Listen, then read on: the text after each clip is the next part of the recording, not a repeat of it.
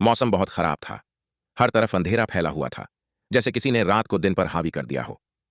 काले बादल आसमान पर छाए हुए थे और ऐसा लग रहा था कि बारिश कभी भी हो सकती है, मगर कब, ये कोई नहीं जानता था। हवा में एक अजीब सी खामोशी थी, जिसे कभी दूर कहीं सियारों की चीखें और कभी 12 बजे की रहस्यमयी आवाजें तोड़ देती थीं। इसी सन्नाटे में एक मोटर बाइक की आवाज सुनाई जो तेजी से सड़क पर आ रही थी, मगर अचानक वो आवाज बंद हो गई। शायद मोटर बाइक खराब हो गई थी। कुछ ही पलों बाद धुंध में एक साया उभरा।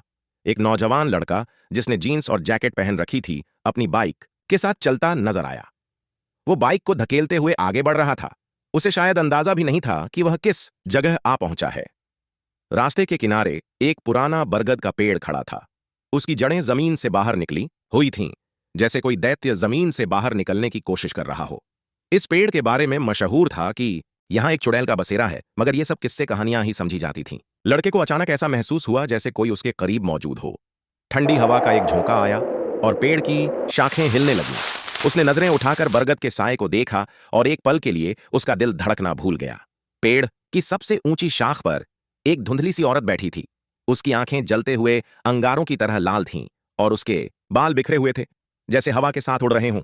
वो धीरे धीरे मुस्कुराई और फिर उसकी चीख फिजा में गूंज उठी। लड़का डर से चिल्लाता हुआ मोटर बाइक छोड़कर भागने लगा। जैसे ही उसने मुड़कर पीछे देखा, वो औरत अब जमीन पर खड़ी थी।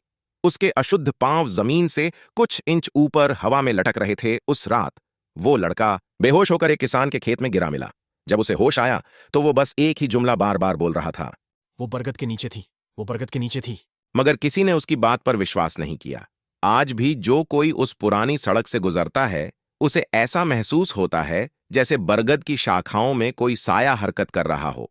Like and subscribe for more.